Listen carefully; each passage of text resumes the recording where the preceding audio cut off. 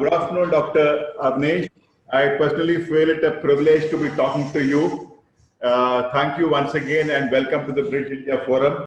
How do you think bridging this skills gap would cement or consolidate India's position as an emerging economic superpower in the world?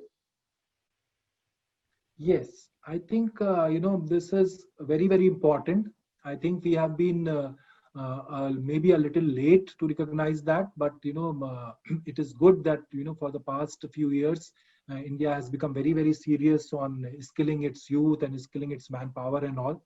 And our honorable Prime Minister has also said that he wants to see India as the skill capital of the world. So it's not only skilling for the country, but skilling for the whole world. So if we want to actually cement our situation as an economic superpower in the world, then one thing which is very, very important is skilled manpower. Because you can have good factories, good infrastructure, all that, but your whole productivity actually depends on how skilled and how well skilled your manpower and your resources are. So this Skill India mission and all those contributing things to them are very, very important. And in this, if you look at, see, it is not that many of the statistics which are quoted in this skill scenario often say India has only 3% skilled manpower and trained manpower and all that. So, but it is you can say it is a formal number. It is a formal certified number that we quote.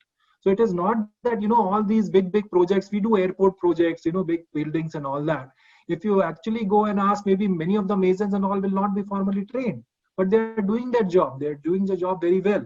So we have a lot of skilled manpower, but because we had these traditional kind of occupations, so they got trained by, by their generation to generation, by their forefathers and all that, they got into the profession. So we have very good skilled manpower, but it is not recognized. They are not formally trained. So one is to actually look at these people who are not formally trained and certified, and like the RPL scheme, we have to get them and we have to make them achieve a certain standard if they are not, and then get them certified.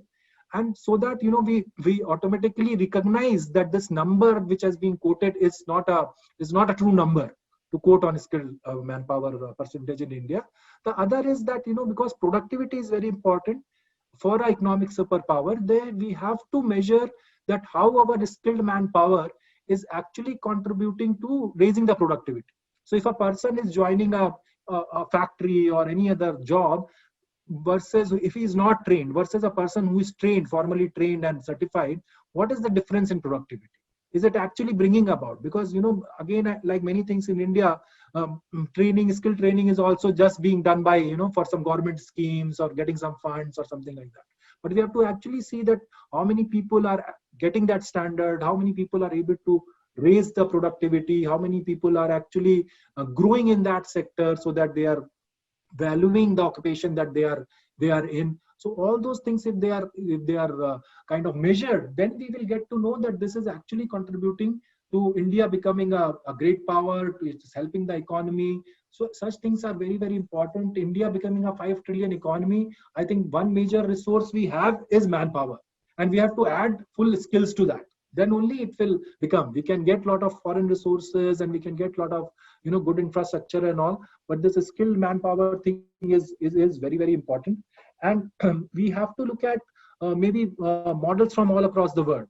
So it is not that there is one thing that can help us in doing that, to say only from this short-term skilling. We have to look at various models. Apprenticeship is a model where people are like on-the-job training kind of thing. They are there with the factories and workplaces and all. There is a model of community colleges. In US it is very, very popular. So people get to train in the evenings. They are doing the job, but they on weekends or something they get trained. So we have to look at various models and do it in bits and pieces everywhere and see what is successful. And maybe a combination of all this will be successful, and a lot of people will get trained. And the third thing I would say is that still the incentive for being skilled is low. Still it is low. The employer is not valuing a person who is skilled from a person he takes from the street only. So unless the employer also values that I have to give a 20% premium to this person who is skilled and knows his job, to a person who I just pick up from the street and ask him to work, then that kind of pull for the skill training will not come. So I think it's very important for the system, for the whole ecosystem, for the employers to realize that. And see, I would not blame them fully. I would also say that they will pay that. I think, and we have seen that in our experience, that the employer is ready to pay not 20%, even 50% or even 100% more if he knows that this guy is good. It is important that all stakeholders work together in this. So it should not be become only a training partner's responsibility, as it is called, that these people are training, they have to place them in jobs, they have to look whether the candidate is working or not working. It is everybody's responsibility. It is the employer's responsibility also to see that the person is engaged in the job productively, he's happy at the job, he wants to continue, he wants to grow.